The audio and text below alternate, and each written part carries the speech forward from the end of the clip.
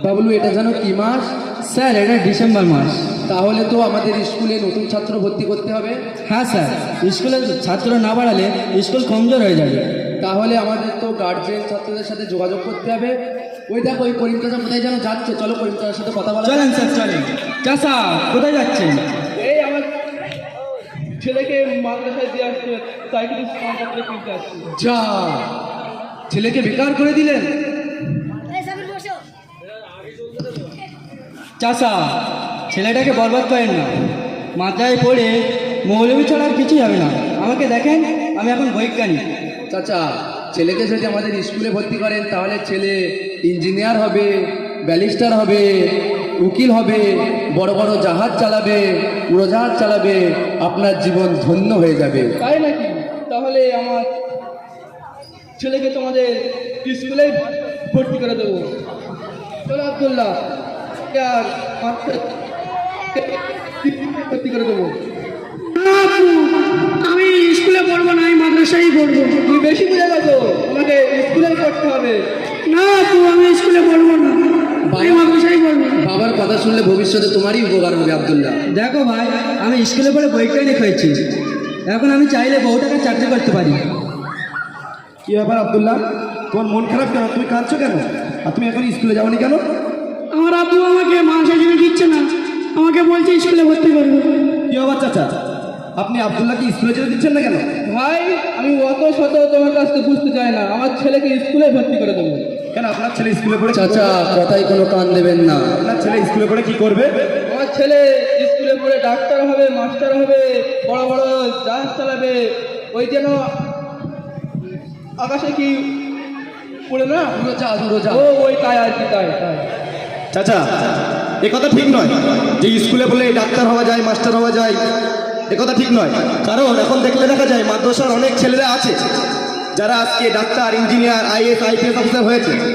তাই নাকি? তাহলে বাবা একজনের নাম বলো তো। ওই তো আপু, আমাদের দেশের প্রথম শিক্ষামন্ত্রী মাওলানা আবুল কালাম আজাদ, তিনি তো একজন মহাশারী ছাত্র। আচ্ছা চাচা, এই স্কুলে পড়া ছেলেটা মাদ্রাসায় পড়ে কি শিখেছে, আর আপনার ছেলে মাদ্রাসায় পড়ে কি শিখেছে?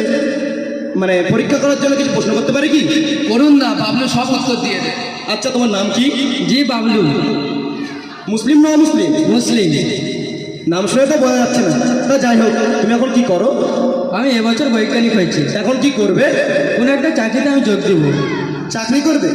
সেটা তো ভালো কথা, কিন্তু এখন দেশের যা হালকাল। তো যাই হোক, তুমি কি আমাদের দেশের সবথেকে বড় বৈজ্ঞানিক এপিজে আব্দুল কালাম আজাদ সম্পর্কে কিছু জানো? এপিজে আব্দুল কালাম? হ্যাঁ, এপিজে আব্দুল কালাম। এপিজে আব্দুল কালাম একজন বড় বৈজ্ঞানিক ছিলেন এবং উড়োজাহাজ তৈরি করেছে এবং আমাদের দেশের রাষ্ট্রপতি ছিলেন। ভালো। তো আমাদের দেশের ইতিহাস সম্পর্কে কিছু জানো কি?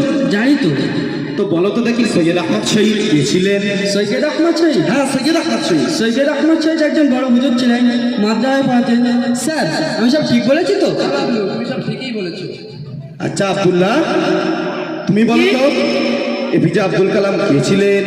এপিজে আব্দুল কালাম 15ই অক্টোবর 1931 খ্রিস্টাব্দে জন্মগ্রহণ করেন ও 27শে জুলাই 2015 খ্রিস্টাব্দে পরলোক গমন করেন। তিনি একজন পারমাণবিক বৈজ্ঞানিক ছিলেন ও তিনি রাষ্ট্রপতি ছিলেন। আচ্ছা আব্দুল্লাহ, সৈয়দ আহমদ শহীদ সম্পর্কে একটু বলো তো। সৈয়দ আহমদ শহীদ রহমতুল্লাহ আলাইহি, তিনি 1786 সালে ভারতের রায়বেল নামক শহরে জন্মগ্রহণ করেন এবং 1831 সালে 6 মে বালাঘাটে যুদ্ধ করতে গিয়ে তিনি শহীদ হন এবং তার একটা সঙ্গী ইসমাইলও শহীদ হন। তিনি এই ভারত স্বাধীনতার অন্যতম উদ্যোক্তা ছিলেন।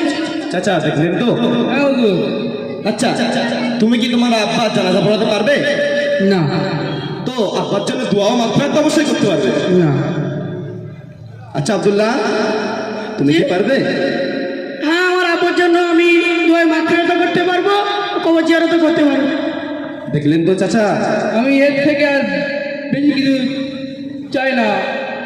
আমি আমার ছেলেকে তোমাদের মাদ্রাসায়, চলো সবাই চলো। চলো চলো চলো।